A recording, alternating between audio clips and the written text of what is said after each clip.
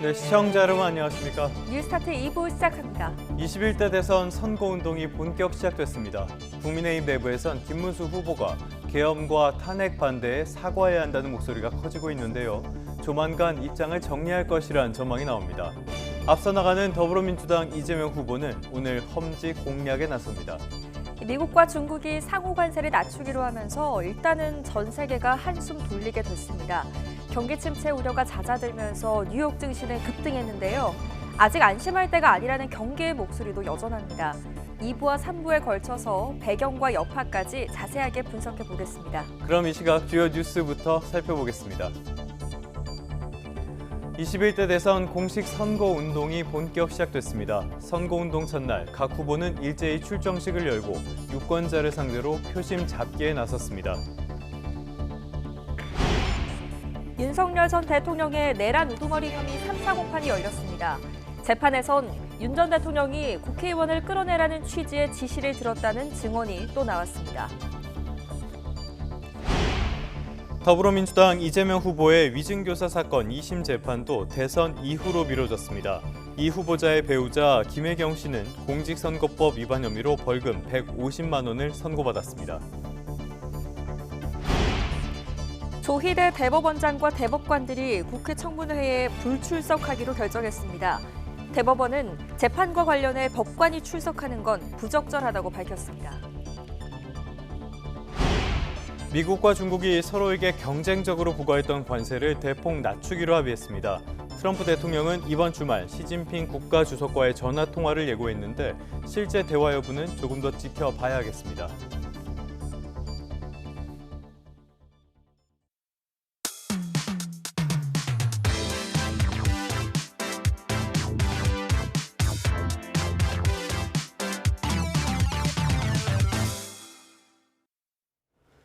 이제 21대 대선이 21일 앞으로 다가왔습니다. 어제가 공식 선거운동 첫날이었죠.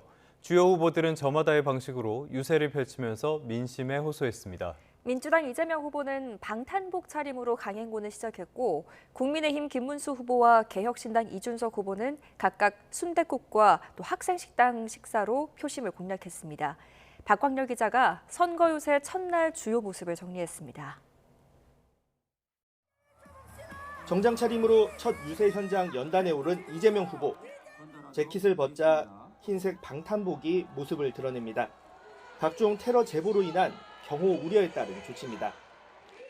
우리 사회를 극단의 분열과 갈등으로 몰아넣어서 대선 후보가 방탄복을 입고 유세를 해야 하는 이 지경에 이르렀습니다.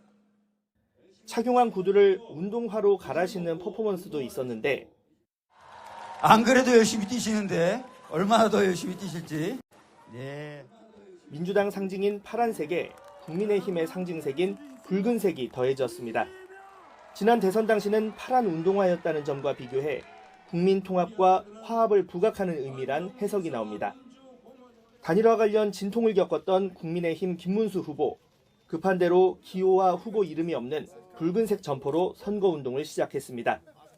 시장 안 식당에서 순댓국으로 아침을 해결하고 상인들의 애로사항을 듣는 등 눈높이를 맞추며 민생 해결사를 자처했습니다. 우리 경제의 어려움, 민생의 고달픔, 이 위기를 어떻게 다시 한번 반등, 상승시킬 수 있겠느냐 하는 그런 영감을 얻고 거대 양당에 맞서 시대, 세대 교체를 강조하는 이준석 개혁신당 후보는 대학교 교내 식당에서 학생들과 마주하며 청년 세대 표심에 접근했습니다.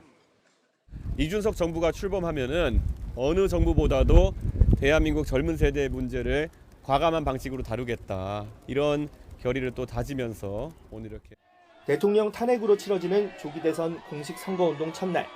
후보들은 저마다의 방식으로 표심에 노크를 하며 22일 동안의 열전을 예고했습니다. YTN 박광렬입니다. 더불어민주당은 대선 운동 기간에 유세 메시지를 통해 국민의힘 김문수 후보는 전광훈 목사가 키우고 윤석열 전 대통령이 지지한 후보라는 점을 강조하기로 했습니다. 당 중앙선대위 전략본부는 당내에 배포한 21대 대선 유세 메시지 참고 자료를 통해 김 후보는 전광훈 아바타라며 김 후보를 뽑는 건 전 목사를 뽑는 것이라고 주장했습니다. 이어서 김 후보가 119에 전화해 관등 성명을 요구한 사건이나 코로나19 검사를 요구하는 경찰관과 다툰 일 등을 거론하면서 갑질 끝판왕 김 후보가 국민에게도 갑질을 하지 않겠느냐고 반문했습니다. 국민의힘이 김문수 대선 후보의 슬로건을 새롭게 대한민국 정정당당 김문수로 정했습니다. 국민의힘은 새롭게 대한민국 구호를 통해 좌우와 남녀, 또 지역 갈등과 부조리 등을 극복하고 새로운 대한민국을 열어가겠다는 의지를 나타냈다고 설명했습니다. 또 정정당당 김문수의 노동운동가 시절 모진 고문을 겪으면서도 동료의 이름을 팔지 않은 신념과 약자 보호의 뜻도 담았다고 부연했습니다. 더불어민주당은 국민의힘과 김문수 대선 후보의 선거운동 준비가 엉망을 넘어 처참한 수준으로 보인다고 주장했습니다. 김성회 선대위 상황실 부실장은 당사 기자회견에서 기호 2번 현수막이 실종됐고 심지어 국민의힘 당사에도 자당 후보의 현수막이 걸려있지 않다며 이같이 말했습니다. 이어 선거운동에 후보 이름도 실종됐는데 선거운동원들이 달랑 2번이라고 적힌 운동복을 입고 후보 이름 없는 피켓을 들고 거리로 나서고 있다고 지적했습니다. 이런 가운데 후보자들이 선관위에 10대 공약을 제출하면서 본격 정책 경쟁의 시작을 알렸습니다. 민주당 이재명과 국민의힘 김문수 후보는 경제를 최우선에 뒀고 개혁신당 이준석 후보는 정부 조직 개편을 1순위로 꼽았습니다. 강민경 기자가 정리했습니다. 민주당 이재명 후보는 세계를 선도하는 경제 강국을 첫 번째 공약으로 내세웠습니다. 특히 인공지능 예산은 선진국 수준 이상으로 늘려 3강으로까지 도약하겠다고 공언했습니다. 정부가 하는 일은 이제 조정이죠. 조정, 지원 그런 역할인데 일단은 지원이 중요하겠고. 내란 종식 분야에선 국방 문민화와 대법관 지원 등 강도 높은 개혁이 상당수 포함됐습니다. 검찰은 수사 기소 분리에 더해 징계 수단에 파면을 넣겠다며 고강도 규제책을 예고했습니다. 국민의힘 김문수 후보 역시 1호 공약은 경제에 방점을 찍었는데 기업하기 좋은 나라를 만들겠다는 게 핵심입니다. 법인세와 상속세 최고세율을 인하하고 주 52시간 제도를 재정비해 최종적으로 일자리 창출 성과를 내겠다는 구상입니다. 지금 대한민국 경제가 침체, 장기 구조적 침체 국면에 들어와 있고 인공지능 산업 투자와 생태계 조성은 2호 공약에 배치했는데 에너지 공급을 위한 원자력 발전 비중을 높이겠다는 내용도 함께 넣었습니다. 이 밖에 청년 주거 부담을 줄이는 공급 정책과 경기지사 시절 성과로 꼽히는 GTX를 전국으로 확장하겠다는 청사진도 내놓았습니다. 개혁신당 이준석 후보는 대통령 힘빼기란 이름을 붙인 정부 조직 개편을 1순위로 꼽았습니다. 정부 부처를 13개로 줄이고 안보, 전략, 사회부총리를 임명하는 내용이 골자인데 정부 효율화와 함께 제3당 후보로서 협치의 기반을 염두에 뒀다는 해석입니다. 양당 구조에 두 개의 거대한 탑을 무너뜨리고 대한민국 정치를 새롭게 다시 짜는 선거입니다. 해외 이전 기업의 국내 복귀도 약속한 이 후보는 국민연금의 구조개혁과 자동조정장치 시행 등 청년층에 특화된 공약도 빼놓지 않았습니다. 원외에선 권영국 민주노동당 후보가 증세를 통한 사회 불평등 해소를 내걸며 도전장을 던졌습니다. 언뜻 비슷해 보이지만 각기 다른 후보자들의 10대 공약은 각 당의 색채를 가장 잘 보여주는 이념적 지표라는 분석입니다. 그 어느 때보다 심한 진영 갈등이 예상되는 이번 대선이지만 건전한 정책 경쟁이 필요하다는 목소리도 나옵니다. YTN 강민경입니다. 공식 선거운동 첫날에 거리 유세전만큼이나 상호 공방전 그리고 비방전도 격렬했습니다. 더불어민주당은 김문수 후보가 내란 정권 장관 출신 극우 후보라고 직격탄을 날렸고 국민의힘은 이재명 후보가 아닌 청렴한 지도자가 필요하다고 날을 세웠습니다. 이준엽 기자입니다. 민주당은 이번 대선은 국민이 대한민국의 진짜 주인임을 확인하는 매우 중요한 선거라며 정권 심판론을 부각했습니다. 국가 지도자의 그릇된 권력욕이 대한민국을 파괴할 뻔한 위험한 상황을 모두 지켜본 만큼 이재명 후보와 함께 국민 대통합의 날개를 펼치자고 목소리를 높였습니다. 저들이 기득권을 지키려 할 때 우리는 국민의 삶을 바라보고 저들이 과거를 지키려 할 때 우리는 미래를 바라봅시다. 또 김문수 후보를 향해 후보 바꿔치기 막장극을 연출한 내란 정권의 장관 출신 극우 후보라고 쏘아붙였습니다. 당내 배포한 유세 전략에서도 김문수를 뽑는 것은 전광훈을 뽑는 것, 김문수는 전광훈 아바타라며 집중 공세를 예고했습니다. 이들은 다시 제2, 제3의 내란을 시도할 것입니다. 헌정 질서를 무너뜨리고 권력을 도둑질하려 할 것입니다. 반면 국민의힘은 이재명 후보 배우자인 김혜경 여사의 법인카드 의혹 재판 등을 거론하며 지금 필요한 지도자는 청렴한, 깨끗한, 비전 있는 지도자라고 맞섰습니다. 이 후보가 입법 독재로 행정부를 마비시키려 했을 뿐 아니라 사법부까지 완전 장악을 하려 한다며 대법원을 향한 민주당 공세를 질타했습니다. 특히 조희대 대법원장 특검법이나 내란 특별재판소 창설 요구 등에는 나치, 히틀러에 빗대 맹비난했습니다. 우리 김문수 후보 부부 경기지사 8년 했는데 또 공직생활 30년 했는데 이런 법카 유용 문제 또 부인의 문제 있었다는 거 들어본 적 있습니까? 개혁신당 이준석 후보도 이재명 후보의 유죄 취지 판결을 했다는 이유로 대법관들을 겁박하고 있다며 대법관 청문회를 예고한 민주당을 정조준했습니다. 왜 이렇게 검찰하고 법원에 대해 가지고 계속 이야기하는지 이거는 본인의 과거 이력에 대한 본인의 피해의식에 대한 그냥 입장 발표인 것 같은데요. 공식 선거운동 첫날부터 상대 후보의 약한 고리를 파고드는 여론전이 치열하게 펼쳐졌습니다.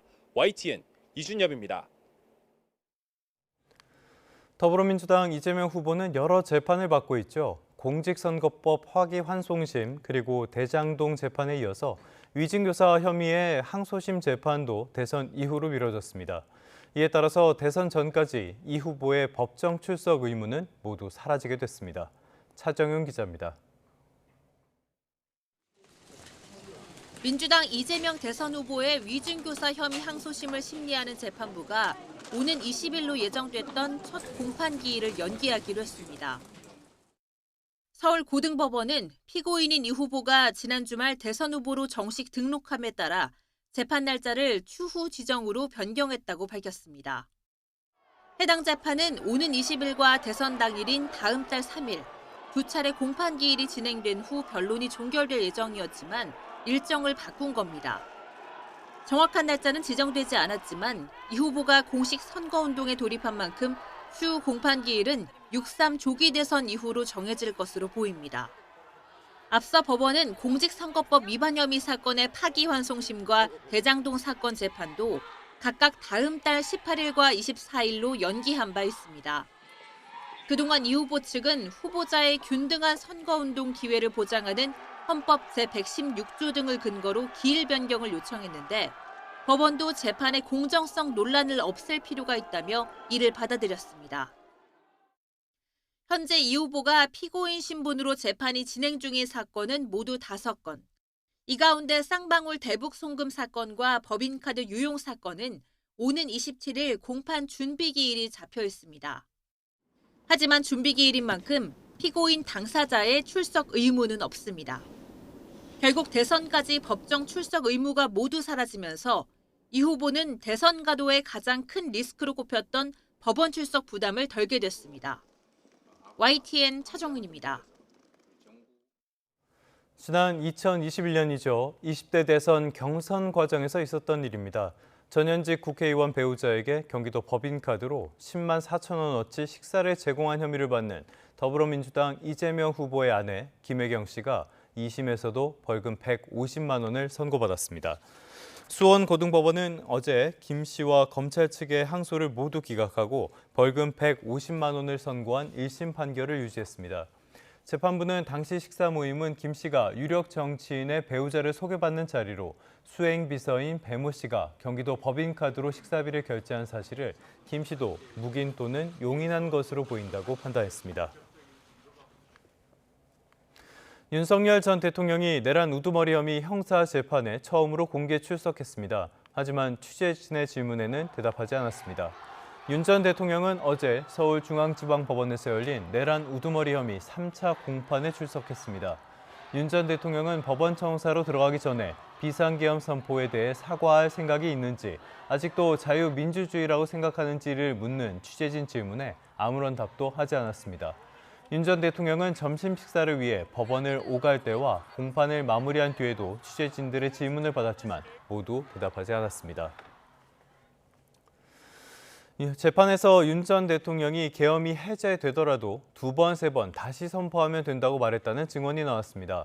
윤 전 대통령 측은 증인이 대통령 통화만 기억하는 게 말이 되느냐며 신빙성이 없다고 반박했습니다. 권준수 기자입니다. 지난해 12월 3일 이진우 전 수도방위 사령관과 함께 국회 현장에서 움직인 오상배 전 부관은 윤 전 대통령과 이 전 사령관 사이의 통화 내용을 차 안에서 엿들었다고 말했습니다. 비화폰에 대통령 문구가 떠서 이 전 사령관에게 전화를 건넸고 스피커폰은 아니었지만 윤 전 대통령의 목소리를 들었다는 겁니다. 윤 전 대통령과 이 전 사령관이 4번 정도 통화한 거로 기억한다고 밝힌 오 전 부관은 윤 전 대통령이 본회의장에 들어가서 4명이 한 명씩 들쳐업고 나오라 했고 총을 쏴서라도 문을 부수고 들어가라 말하는 걸 들었다고 한 진술을 확인했습니다. 또 검찰이 윤 전 대통령과 이 전 사령관의 통화 가운데 가장 기억나는 내용을 묻자 국회에 계엄 해제 결의안이 통과됐다고 해도 2번, 3번 계엄을 선포하면 되니까 계속하란 취지로 얘기한 걸 기억한다고 강조했습니다. 윤 전 대통령 측은 증언의 신빙성을 꼬집었습니다. 계엄이 터진 뒤 이 전 사령관에게 수많은 사람의 전화가 왔을 텐데 어떻게 대통령과의 통화만 구체적으로 내용을 기억하고 이동 중인 차 안에서 모두 다 듣는 게 물리적으로 가능하냐는 겁니다. 오 전 부관에 이어 2번째 증인으로 나온 박정환 특수작전사령부 참모장에 대해선 검찰이 곽종근 전 특수전 사령관이 국회로 헬기 투입을 지시하게 된 경위를 확인했습니다. 다만 시간이 부족해 신문을 마치지 못했고 재판부는 다음 기일에 박 참모장과 함께 이상현 1공수 특전여단장에 대한 증인신문을 이어가면서 국회 봉쇄 쟁점을 집중적으로 다루기로 했습니다. YTN 권준수입니다. 정치 브로커 명태균 씨가 연루된 공천 개입 의혹을 수사하는 검찰이 윤석열 전 대통령 부인 김건희 여사에게 출석을 요구하면서 조사 일시를 오늘 14일이죠. 그러니까 내일로 명시한 것으로 파악됐습니다. 서울중앙지검 명태균 의혹 전담 수사팀은 최근 김건희 여사 측에 오는 14일 검찰 청사로 출석해서 공직선거법과 정치자금법 위반 혐의를 받는 피해자 신분으로 조사받으라는 내용의 출석 요구서를 보냈습니다. 김 여사는 지난 대통령 선거 과정에서 명 씨로부터 여론조사를 무상으로 받는 대가로 지난 2022년 6.1 국회의원 보궐선거에서 김영선 전 국민의힘 의원이 경남 창원 의창선거구에 공천받게 영향력을 행사했다는 의혹 등을 받습니다. 다만 김 여사가 내일 소환에 실제로 응할지는 미지수입니다. 더불어민주당 이재명 대선 후보의 대법원 판결과 관련해 열리는 국회 청문회에 조희대 대법원장과 대법관들이 불출석할 전망입니다. 대법원이 재판에 관한 청문회에 법관이 출석하는 것은 부적절하다는 입장을 밝혔습니다. 한연희 기자입니다. 더불어민주당 이재명 대선 후보의 공직선거법 위반 혐의 상고심에 관한 대법원장 청문회를 이틀 앞두고 대법원이 공식적으로 불출석 입장을 밝혔습니다. 재판에 관한 청문회에 법관이 출석하는 것은 여러모로 곤란하다는 겁니다. 대법원장과 대법관뿐만 아니라 재판연구관 등 출석을 요청받은 법관 16명 모두 불출석하겠다는 의견을 제출한 것으로 파악됐습니다.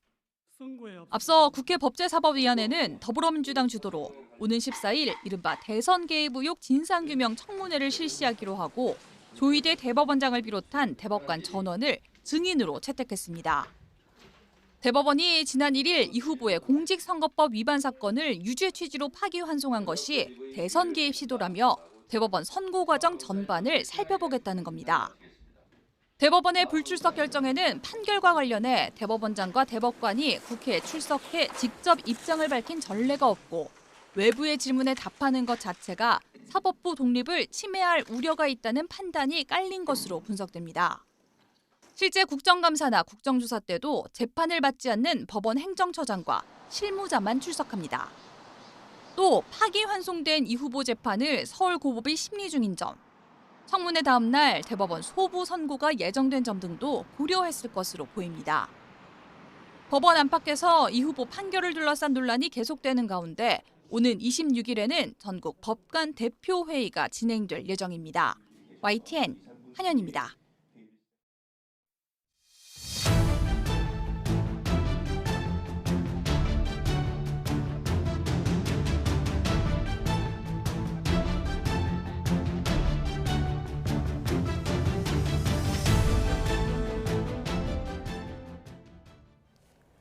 미국으로 가보겠습니다. 미국과 중국이 서로에게 부과했던 관세를 대폭 인하하기로 합의했다는 소식이 전해졌죠.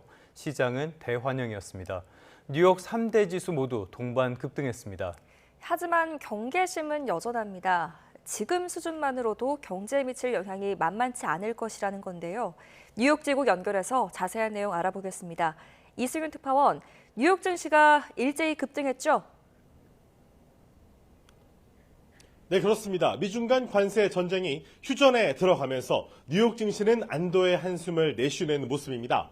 우량주 중심의 다우존스 지수는 2.81%, 대형주 중심의 S&P 500 지수는 3.26%, 기술주 중심의 나스닥 지수는 4.35% 이상, 35% 동반 급등했습니다. 트럼프 대통령은 지난주만 해도 이 중국에 대한 80% 관세가 적절할 것이라고 말했는데 협상 결과 이 관세율이 30%로 내려가면서 시장의 예상을 훌쩍 뛰어넘은 겁니다. 이 달러화와 미 국채 수익률, 국제 유가도 오른 반면 금값은 하락세를 보였습니다. 안전자산인 금값이 떨어졌다는 건 시장의 불안감이 그만큼 해소되고 있다는 의미입니다. 앞서 장을 마친 유럽 증시도 일제히 올랐고 특히 독일 닥스 지수는 2거래일 연속 사상 최고치를 경신했습니다. 하지만 경제 전문가들은 아직 관세로 인한 불안감은 여전하다며 경계심을 늦추지 않고 있습니다. 직접 들어보시죠. The global economy is not a light switch. You can't just turn off and off the US-China economic relationship and then expect there's not going to be some short-circuiting.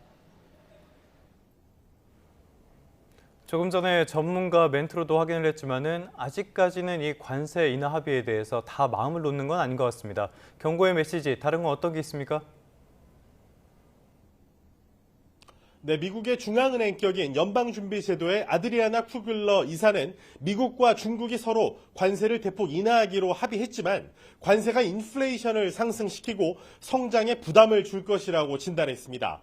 쿠글러 이사는 아일랜드 더블린에서 열린 국제경제 포럼에서 관세가 현재 발표된 수준에 가깝게 유지되더라도 상당한 경제적 영향을 미칠 것으로 보인다고 말했습니다. 또 미국의 평균 관세율이 여전히 과거 수십 년 동안보다는 훨씬 높고 이 관세 관련 불확실성은 경제 주체들의 선제 대응이나 심리, 기대 측면에서 이미 경제에 영향을 미치고 있다고 지적했습니다. 네, 쿠글러 이사는 관세가 올해 초보다 상당히 높게 유지된다면 경제적 영향도 마찬가지일 것이라며 여기엔 더 높은 인플레이션과 더 느린 성장이 포함된다고 설명했습니다. 앞서 제롬 파월 연준 의장도 지난 7일 금리 동결 결정 이후 관세 인상이 발표된 대로 지속된다면 이는 인플레이션 상승, 경제 성장 둔화, 실업률 상승을 일으킬 가능성이 크다고 경고한 바 있습니다. 지금까지 뉴욕에서 YTN 이승윤입니다. 그렇다고 해도 트럼프는 트럼프입니다. 트럼프 대통령이 미국에서 유독 비싼 약값의 책임이 다른 나라에 있다면서 약값을 평준화하라고 명령했습니다. 의약품에 대한 관세 부과를 앞두고 미국의 제약사가 다른 나라에서 약을 더 비싸게 팔도록 하겠다는 건데 한미 무역 협상에도 영향을 미칠 전망입니다. 워싱턴 홍상희 특파원입니다. 트럼프 대통령이 약값 인하 행정명령에 서명했습니다. 현재 다른 선진국보다 두세 배 높은 미국 내 약값을 59% 이상 내리겠다는 건데 해법으로는 다른 국가와의 약값 평준화를 제시했습니다. Today, Americans spend 70% more for prescription drugs than we spent in the year 2000. The United States is home to only 4% of the world's population. Pharmaceutical companies make more than 2/3 of their profits in America. 트럼프 대통령은 미국 무역 대표와 상무부 장관에게 다른 나라가 약값 책정에 관여하지 못하게 하라고 지시했습니다. 미국 제약사가 외국에서 약을 더 비싸게 팔 수 있도록 미 정부가 나서 지원하겠다는 겁니다. 협조하지 않는 국가에는 보복 관세를 부과하겠다고 경고했습니다.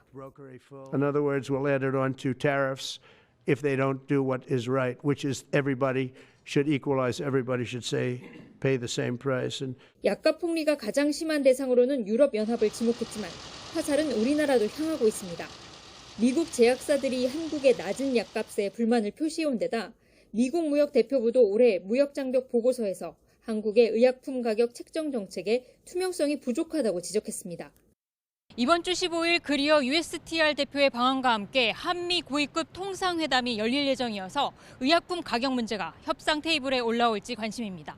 워싱턴에서 YTN 홍상입니다.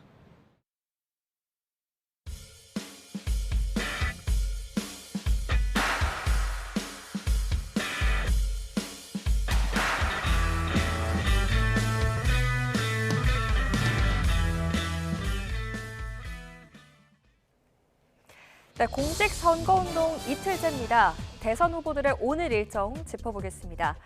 더불어민주당 이재명 후보는 오늘 험지로 꼽히는 대구 경북과 울산 지역 민심 공략에 나섭니다.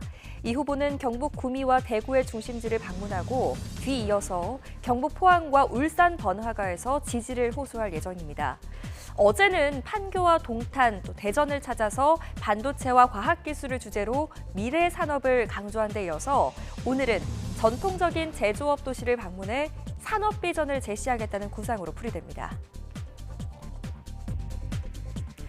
국민의힘 김문수 대선 후보는 보수 지지세가 강한 대구, 경북, 부산, 경남 지역에서 유세 일정을 이어갑니다. 김 후보는 대구, 경북 선대위 출정식을 연 후에 울산에서 유세를 가지고요. 오후에는 부산으로 넘어가서 산업은행 이전 관련 현장을 방문합니다. 이어 부산 선대위 출정식에 참석한 뒤 자갈치 시장에서 유권자들을 만날 계획입니다. 개혁신당 이준석 후보는 공식 선거운동 이틀째 대구 죽전 내거리에서 출근 시간 피켓 유세를 한 뒤 경북대학교 학내식당에서 학생들과 식사를 합니다. 이어 대구시 의사회관에서 의료현안 간담회를 가진 뒤 칠성시장을 찾아 상인들과 버스킹 형식의 간담회를 진행할 예정입니다. 또 퇴근 시간에는 228 공원에서 집중 유세를 벌이게 되는데요. 대학생, 또 의료계 관계자, 상인들과 만나서 대화하며 이 후보의 강점이라고 할 수 있는 젊음과 소통을 강조하겠다는 전략으로 풀이됩니다. 네, 전해드린 것처럼 후보들은 오늘 전국 각지에서 이 소중한 민심을 마주할 예정입니다. 이와 별개로 이번 주 일요일부터 TV 토론이 시작되고요. 오는 29일부터 이틀간 사전 투표가 진행됩니다. 주요 선거 일정은 신윤정 기자가 정리했습니다.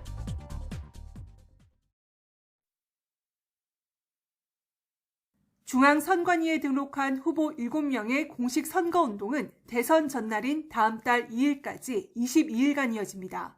오전 7시부터 오후 11시까지 거리 유세와 광고, 전화와 SNS 등 다양한 방식으로 선거운동을 할 수 있습니다.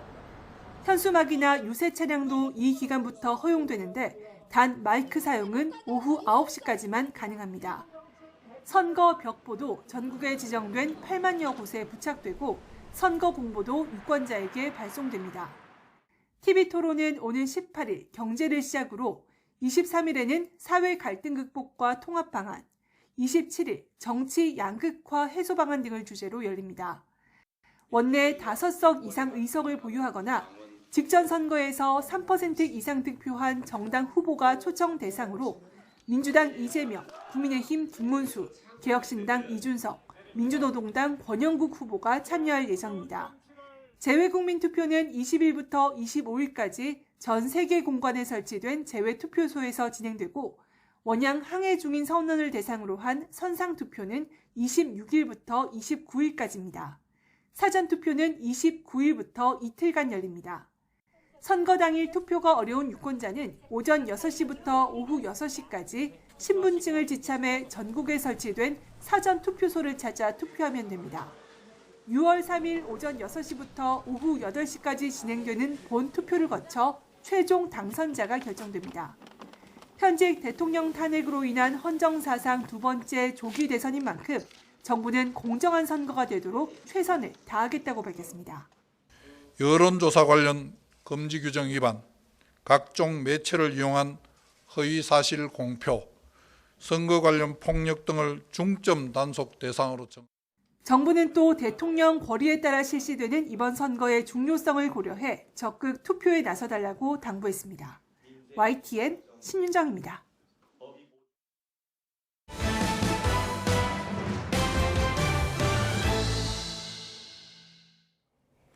어제였죠. 윤석열 전 대통령이 내란 우두머리 혐의 재판에 처음으로 공개 출석했습니다.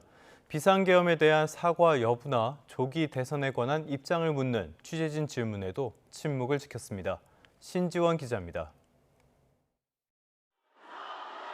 남색 정장에 붉은 넥타이 차림의 윤석열 전 대통령이 검은색 승합차에서 내려 서울중앙지방법원 청사로 향합니다.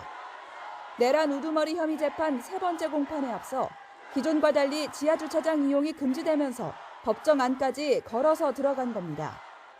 전날 윤 전 대통령의 SNS에 김문수 국민의힘 대선 후보에게 마음을 모아달라는 게시글이 올라와 재판 출석 전 윤 전 대통령이 직접 입장을 밝힐지 관심이었지만 취재진의 질문에는 아무런 대답도 없었습니다. 비상계엄 선포에 대해 사과하실 생각 있나요? 네, 대선이 치르게 됐습니다. 이에 대해서 전 국민에게 하실 말씀 없으신가요? 윤 전 대통령은 법정 안에서도 변호인단과 잠깐씩 대화를 주고받을 뿐 증인 신문이 진행되는 내내 대체로 눈을 감은 채 말을 아꼈습니다. 적극적으로 발언 기회를 얻어 1시간 반 동안 직접 진술했던 첫 공판 대화는 대조적인 모습입니다. 윤 전 대통령은 오전과 오후 재판 사이 휴식 시간에도 역시 묵묵부답이었습니다. 체포조 명단에 있던 의원이 대선 후보 됐는데 좀 어떻게 보세요? 윤석열 전 대통령의 내란 혐의 재판은 이번 달에만 오는 19일과 26일 두 차례 예정돼 있습니다. 앞으로도 윤 전 대통령이 법정에 공개 출석하게 될 가능성이 큰 가운데 조기 대선 전까지 침묵을 지킬지 주목됩니다. YTN 신지원입니다. 계엄 당시에 국회에 출동했던 육군 수도방위 사령관의 부관이 윤 전 대통령 내란 혐의 재판에서 윤 전 대통령과 이진우 전 수방사령관의 통화 내용을 설명했습니다. 오상배 전 수방사령관 부관은 서울중앙지방법원에서 열린 내란 우두머리 혐의 3차 공판에서 계엄 당일 윤 전 대통령이 이진우 전 수도방위 사령관에게 전화해 계엄 해제 요구 결의안이 통과돼도 2번, 3번 계엄하면 된다고 말하는 내용을 들었다고 증언했습니다. 오 대위는 당시 군용 비화폰에 대통령이라고 떠서 이전 사령관에게 건넸다며 스피커폰은 아니었지만 윤 전 대통령의 목소리를 건네 들었다고 증언했습니다. 이번에는 김건희 여사입니다. 공천 개입 의혹을 수사하는 검찰이 김 여사에게 출석을 통보하면서 조사 일시를 오는 14일로 명시했습니다. 다만 김 여사가 실제로 검찰 소환에 응할지는 불투명합니다. 김태원 기자입니다. 서울중앙지검 명태균 의혹 전담수사팀은 최근 김건희 여사 측에 출석 요구서를 보냈습니다. 당시 구체적인 내용까지는 알려지지 않았는데 오는 14일 서울 서초동 검찰청사에서 피의자 조사를 받으라는 내용이었던 것으로 파악됐습니다. 검찰은 윤 전 대통령 부부가 지난 대선 국면에서 명 씨에게 여론조사를 무상 제공받는 대가로 2022년 보궐선거에서 김영선 전 의원의 공천에 개입했다는 의혹 등을 수사해왔습니다. 이미 지난 2월부터 김 여사 측에 대면 조사가 필요하다는 의사를 전했지만 응답이 돌아오지 않자 날짜를 특정해 정식 소환 절차를 밟는 것으로 보입니다. 검찰은 제기된 의혹이 방대한 만큼 김 여사를 여러 차례 불러 조사할 필요가 있다는 입장인 것으로 알려졌습니다. 그러나 오는 14일 김 여사가 검찰이 요구한 대로 검찰청사의 모습을 드러낼지는 미지수입니다. 김 여사 측은 출석 여부는 정해진 것이 없고 아직 검찰의 의사를 전한 적도 없다고 밝혔지만 그동안 김 여사 측이 관련 수사에 소극적이었던 점 등을 고려하면 피의자 조사에 곧바로 응할 가능성은 그리 크지 않다는 전망도 나옵니다. 검찰은 조사가 불발되면 날짜를 다시 지정해 출석을 요구할 방침인 가운데 비슷한 상황이 여러 차례 반복된다면 강제 수사까지 검토할 수 있다는 입장입니다. 이런 가운데 김 여사의 도이치모터스 주가 조작 연루 의혹을 재수사하는 서울고검 수사팀은 최근 검사 2명을 파견받은 것으로 파악됐습니다.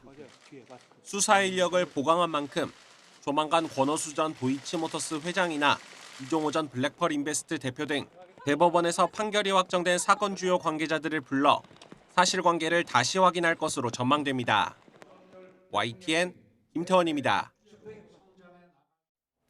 지방선거 공천을 대가로 불법 정치자금을 챙긴 혐의를 받는 건진법사 전성배 씨의 두 번째 재판이 진행됐습니다. 이번에도 전 씨 측은 무속인이라 정치자금법 위반 주체가 될 수 없다는 주장을 펼쳤는데요. 김건희 여사에게 목걸이 같은 선물을 전달했는지 이 부분에는 침묵으로 일관했습니다. 이현정 기자입니다. 건진법사 전성배 씨에 대한 두 번째 재판이 열렸습니다. 전 씨는 지난 2018년 지방선거를 앞두고 경북 영천시장 예비후보로부터 공천 대가로 현금 1억 원을 받은 혐의를 받고 있습니다. 전 씨는 기도비 명목으로 돈을 받았지만 경선 탈락 후 돈을 돌려줬다고 주장해왔습니다. 재판에서도 전 씨 측은 정치자금법 위반의 주체는 정치활동을 하는 사람인 만큼 무속인인 전 씨는 처벌할 수 없다는 입장을 거듭 밝혔습니다. 하지만 검찰은 전 씨가 이른바 정치 브로커로 활동한 것으로 보고 있는데 전 씨 휴대전화에서 이른바 윤핵관으로 분류되는 정치인들과 나눈 문자 메시지를 확보해 전 씨가 각종 인사청탁에 개입했다는 의혹에 대해서도 수사를 이어가고 있습니다.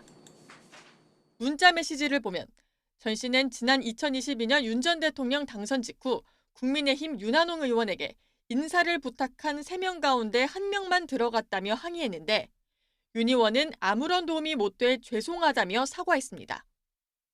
이로부터 한 달 후 전 씨가 당시 권성동 국민의힘 원내대표에게 보낸 문자 메시지에는 경북 봉화군수 후보자를 추천하는 취지의 내용이 담긴 것으로 확인됐습니다.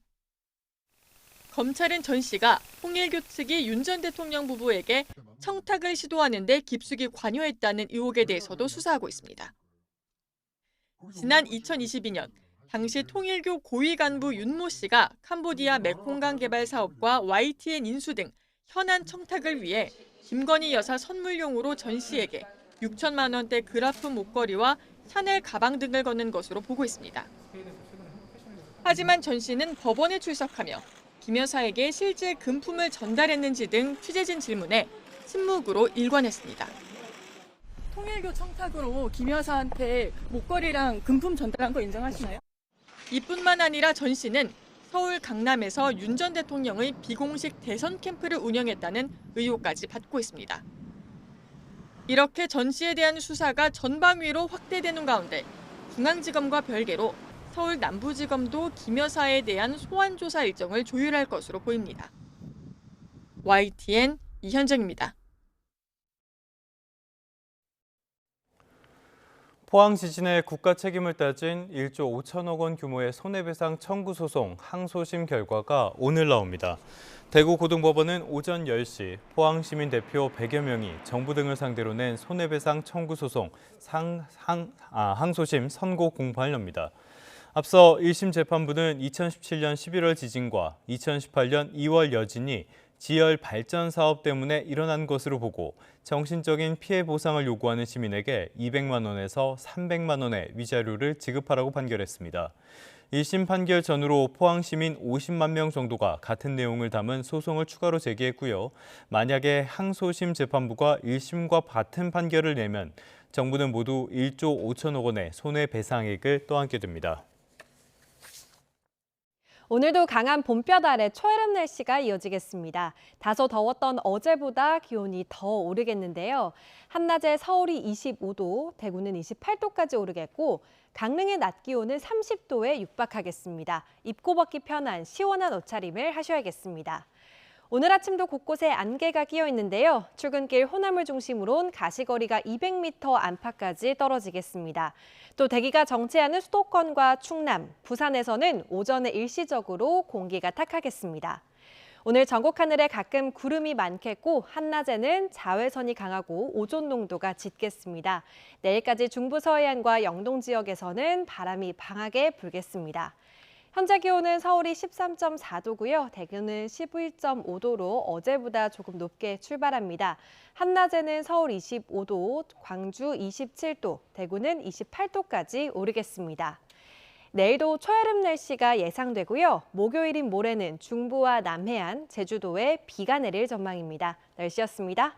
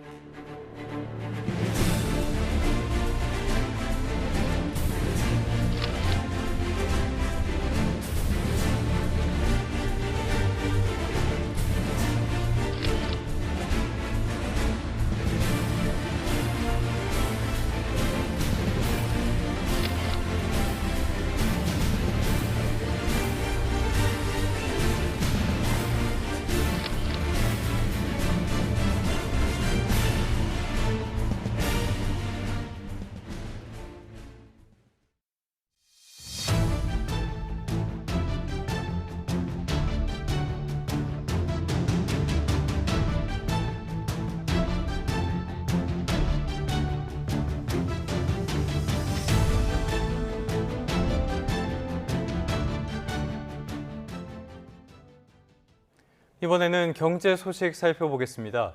SK텔레콤 해킹 사고의 여파가 여전합니다. SK텔레콤이 유심 교체 수준의 피해 예방 효과를 자신하는 유심 보호 서비스가 있죠. 어제부터는 해외 로밍 중에도 사용할 수 있게 됐습니다.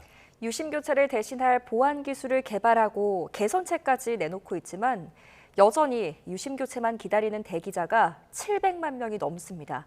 박기환 기자가 다녀왔습니다. 유심 교체를 위해 몰려든 인파로 몸살을 앓던 SK텔레콤 공항 로밍센터 앞이 한산해졌습니다. 고작 10명 정도만 순서를 기다리고 있습니다. 연휴가 끝나 여행객이 줄어든 데다 해외에서도 유심 보호 서비스를 사용할 수 있게 된 덕입니다. 새 유심만큼이나 유심 복제 피해를 막을 수 있다는 SKT의 유심 보호 서비스는 그동안 해외에서는 사용할 수 없었습니다. 이 때문에 출국 전 공항에서의 교체 행렬이 길게 이어지기도 했는데 이제는 애써 교체할 필요가 없어졌습니다. 유심 보호 서비스가 실제 해외에서 되는지 안 되는지는 저희 구성원들이 다 나가서 확인했습니다. 그리고 동일 국가라고 하더라도 사업자가 굉장히 많기 때문에 사업자별로 리스트가 있고요. SK텔레콤은 이용자 2,400여만 명 모두를 유심 보호 서비스에 자동 가입시켰다면서 피해를 100% 막을 수 있다고 자신하고 있습니다. 하지만 이용자들의 불안감은 여전합니다. 아무래도 찝찝하니까 그리고 교체하는 게 낫지 않겠어요? 그래도 교체하는 거죠. 인증서 재발급 등 유심 교체에 불편을 덜어줄 유심 재설정도 도입됐습니다. SKT는 유심 교체와 마찬가지로 사전 예약 순서에 따라 매장에서 재설정이 가능하다고 안내했지만 실제 대리점의 기준은 제각각이었습니다. 유심 예약을 혹시 해놓으셨나요? 원래는 문자 받으신 분들은 그럼 지금도 가능해요? 재설정은 기다리자. 여기에 SK통신망을 쓰는 알뜰폰 이용자는 유심 재설정 대상에서 제외돼 반드시 유심을 교체해야만 합니다. 유심 대란과 가입자 이탈 속에 SK텔레콤은 취약계층을 위한 방문 서비스를 준비하며 신뢰 회복에 안간힘을 쓰고 있지만 아직도 700만 명 넘는 이용자는 유심 교체 순번이 오기만을 기다리고 있습니다. YTN 박견입니다. 이런 가운데 세계적인 명품 상표죠. 디올 역시 해킹 피해를 입은 것으로 파악됐습니다. 디올 측은 고객들에게 보낸 메일에서 올해 1월 26일 외부에 권한이 없는 제3자가 일부 고객 데이터에 접근한 사실을 지난 7일에 발견했다고 밝혔습니다. 또 지금까지 조사한 결과 이번 사건에 영향을 받은 데이터에는 고객 이름과 휴대전화 번호, 이메일 주소, 우편 주소 등이 포함됐다고 설명했습니다. 다만 고객의 은행 정보와 신용카드 정보를 포함한 금융 정보는 어떤 것도 포함되어 있지 않다고 강조했습니다. 에스티로더, 키엘 등 해외 유명 화장품의 중국산 미조 제품을 미국산으로 속여 판매한 업자가 세관 당국에 적발됐습니다. 관세청 인천공항본부 세관은 지난 2017년부터 7년 동안 중국산 미조 화장품 13만 점, 180억 원어치를 불법 수입해 국내에 유통 판매한 혐의로 전자상거래 대표 A씨를 검찰에 넘겼습니다. 조사 결과 A씨는 소비자들의 의심을 피하기 위해 제품의 설명서뿐 아니라 정품 고유 일련번호까지 복제했고 판매 화면에 제조일자나 유통기한을 조회해 볼 수 있는 해외 사이트까지 안내한 것으로 나타났습니다. 우리 경제의 버팀목이죠. 또 가장 중요한 부분이기도 합니다. 이 수출, 이번 달 초에 24%나 큰 폭으로 줄어든 채 출발했습니다. 미국 관세 인상 여파와 함께 황금 연휴로 조업 일수가 감소한 영향으로 풀이됩니다. 최아영 기자입니다. 이번 달 1일부터 10일까지 우리나라 수출액은 128억 달러입니다. 지난해 같은 기간과 비교해 23.8%나 곤두박질 쳤습니다. 황금 연휴로 조업 일수가 줄어든 게 영향을 미쳤습니다. 이번 달 들어 10일까지 조업 일수는 닷새로 지난해보다 1.5일 짧습니다. 조업 일수를 고려한 하루 평균 수출액을 비교해보면 1% 감소에 그칩니다. 그렇다고 안심할 수 있는 상황은 아닙니다. 미 관세로 인한 수출 여파가 수치 곳곳에 나타나고 있기 때문입니다. 우선 대미 수출은 30.4% 급감하며 전체 수출 감소에 적지 않은 타격을 줬습니다. 여기에 중국과 베트남, 유럽연합 등 주요국으로의 수출도 쪼그라들었습니다. 10개 주요 수출 품목 가운데서는 반도체만 유일하게 14% 증가했고 나머지 9개 품목은 모두 부진했습니다. 특히 미국의 관세 폭탄을 맞은 승용차 수출은 23.2%나 줄었고 철강 제품과 자동차 부품 수출도 각각 40% 넘게 감소했습니다. 관세 부과 전에 미리 앞당겨 수출한 영향이 지금 좀 나타나고 있는 것 같습니다. 미국발 통상 불확실성 때문에 좀 수출이 잠시 주춤하거나 감소세를 보이고 있는 것으로 보입니다. 다만 통상 수출은 월말로 갈수록 늘어나는 경향을 보이는 만큼 이달 말까지 회복할 가능성도 있습니다. YTN 최아영입니다. 트럼프 대통령의 관세 드라이브로 인해 미국의 지난달 관세 수입이 한 달 만에 87%나 늘어난 것으로 나타났습니다. 미국 재무부는 지난 4월 관세 수입이 163억 달러, 약 23조 2천억 원으로 지난 3월보다 약 76억 달러 늘어나 월간 최고치를 경신했다고 밝혔습니다. 지난해 10월부터 시작된 2025 회계연도 기준으로 미국은 지금까지 관세로 633억 달러를 벌어들여 직전 회계연도 같은 기간보다 관세 수입이 154억 달러 늘었습니다. 팔레스타인의 무장정파 하마스가 마지막 남은 미국 국적의 인질 1명을 19개월 만에 석방했습니다. 하마스는 트럼프 미국 대통령이 종전 협상을 적극적으로 중재하길 원하지만 이스라엘은 쉽게 전쟁을 끝낼 의사가 없어 보입니다. 정유신 기자의 보도입니다. 가자 지구를 빠져나온 국제 적십자사 차량이 흙먼지를 일으키며 지나갑니다. 19개월 동안 하마스의 인질로 잡혀있던 미국과 이스라엘 이중 국적자인 에단 알렉산더를 태운 차량입니다. 이스라엘 남부의 기지에서 가족과 재해한 알렉산더는 건강검진을 받은 뒤 의료시설로 옮겨졌습니다.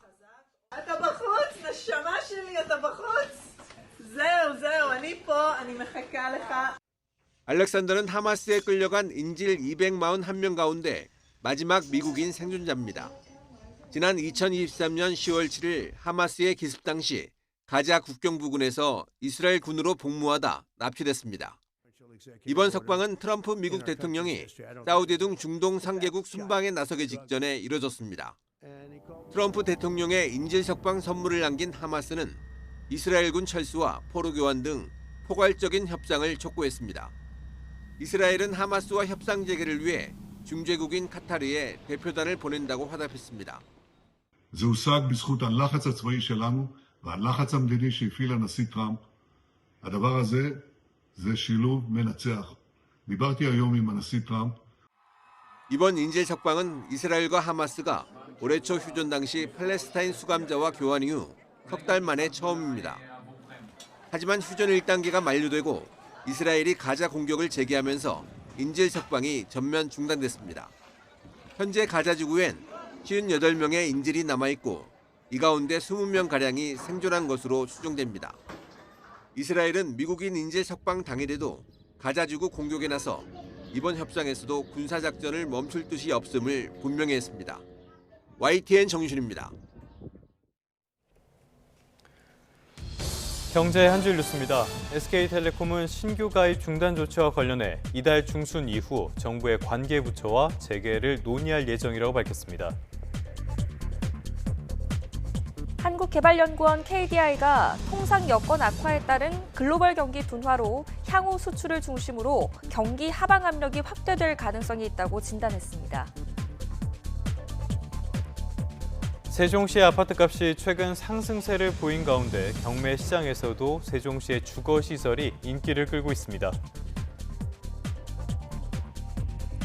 지난달 서울을 비롯한 수도권 아파트의 거래량이 주춤했지만 서울 강남구와 경기도 과천시 등 고가 단지 밀집 지역에서는 높은 신고가 거래 비중이 나타났습니다.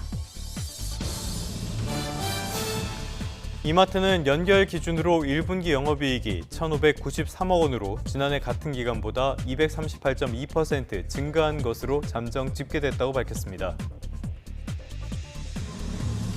지난해 비급여 주사와 도수치료 등 일부 비급여 종목 쏠림 현상이 커지면서 실손보험 지급보험금이 15조 2천억 원으로 증가했습니다.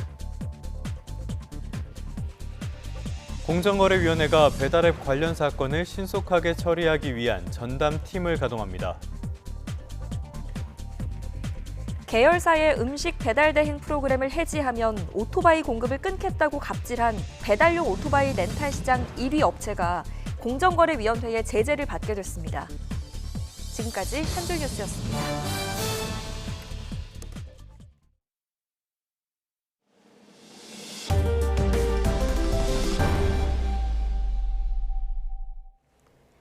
경찰이 신도들을 속이고 추행한 혐의 등으로 허경영 국가혁명당 명예대표에 대한 구속영장을 신청했습니다.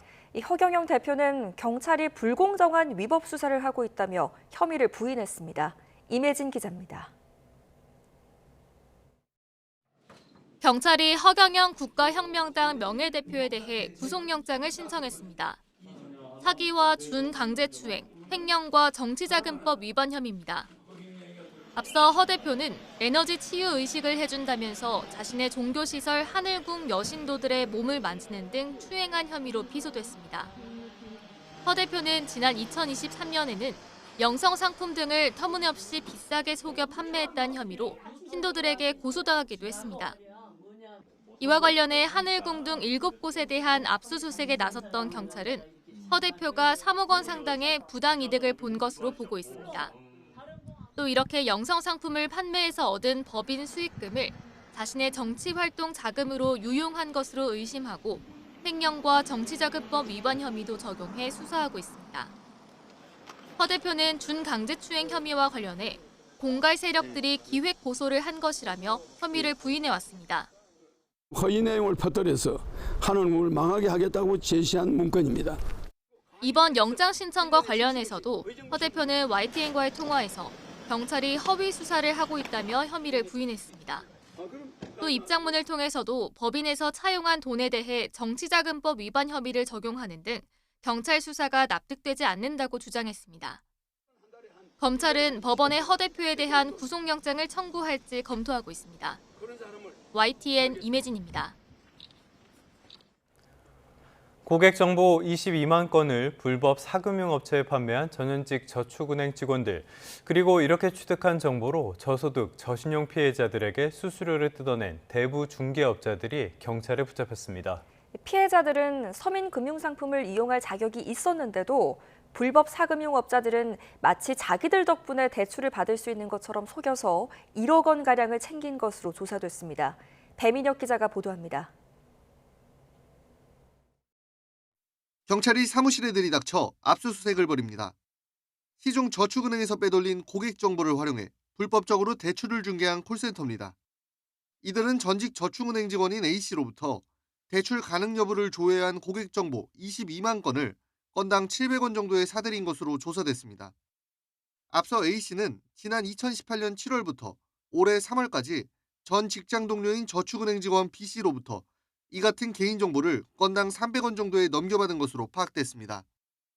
불법 대부 중개업체 일당은 이렇게 고한 개인정보로 은행에서 대출을 거부당한 적이 있는 저소득, 저신용자 58명에게 대출을 중개해주겠다며 접근했습니다. 그리고 대출 금액의 30% 정도를 수수료로 뜯어내 1억 원 정도를 챙긴 것으로 조사됐습니다. 피해자들은 서민 금융상품인 햇살론을 받을 요건이 됐는데도 마치 자신들 덕분에 중개를 받을 수 있게 된 것처럼 속인 겁니다. 대출을 빙자하여 보증료, 수수료 명목의 현금을 택배 또는 계좌이체 요구하는 행위에 응할 경우 사기 피해를 당할 가능성이 있으므로 유의하시기를 당부드립니다. 경찰은 A씨 등 3명을 구속하는 등 모두 12명을 검거해 검찰에 넘겼습니다. 또 범죄 수익 가운데 현금 5천만 원을 압수하고 2,800만 원 상당의 재산을 동결했습니다. YTN 배민혁입니다. 서울 노원경찰서가 액상 대마를 투약한 혐의로 중학생 2명을 입건해 조사하고 있습니다. 이들은 지난달 25일 밤 9시쯤 서울 노원구에 있는 한 아파트 인근 놀이터에서 전자담배 형태의 액상 대마를 흡입한 혐의를 받고 있습니다. 경찰은 학생들을 대상으로 마약 입수 경로 등을 조사하고 있습니다. 중고거래 플랫폼을 통해 무료로 세차해 준다고 속여 훔친 차량을 사들인 폐차업자 A씨가 구속됐습니다. A씨는 지난 8일 경기도 화성시 등에서 절도 신고가 접수된 차량 4대를 작물로 사들여 경남 함안에 있는 폐차장에서 해체한 혐의 등을 받고 있습니다. A씨는 해체한 차량을 수출하려고 한 것으로 알려졌습니다. 서울경찰청 사이버수사대는 미국 대학 입학 자격시험 ACT 문제가 사전에 유출됐다는 의혹을 수사하고 있습니다. 경찰은 지난달 5일 서울 마포구 한미교육위원단 건물에서 진행된 ACT 시험장에서 부정행위가 의심된다는 신고를 접수했습니다. 경찰은 일부 응시생들의 휴대전화에서 시험 문제와 답안이 적힌 PDF 파일을 발견한 것으로 알려졌습니다. 역대 최악의 피해를 낸 산불이죠. 경북 북부 대형 산불을 일으킨 혐의로 피의자 2명이 불구속 송치됐습니다. 경북경찰청은 산림보호법 위반 혐의로 50대 A씨 그리고 60대 B씨를 어제 기소 의견으로 검찰에 송치했습니다. 이들은 지난 3월 22일 각각 경북 의성군 안평면과 안계면에서 묘지를 정리하거나 농업 폐기물을 태우다가 산불을 낸 혐의를 받고 있습니다. 대한의사협회를 비롯한 의사단체가 2027학년도 의대 정원을 논의할 의료인력 수급 추계 위원회 위원 추천을 완료했습니다. 의협 측은 어제 오후 위원 추천 공문을 보건복지부에 보냈고 한국의과대학, 의학전문대학원협회와 대한의학회 등도 각각 추천 명단을 발송한 것으로 전해졌습니다.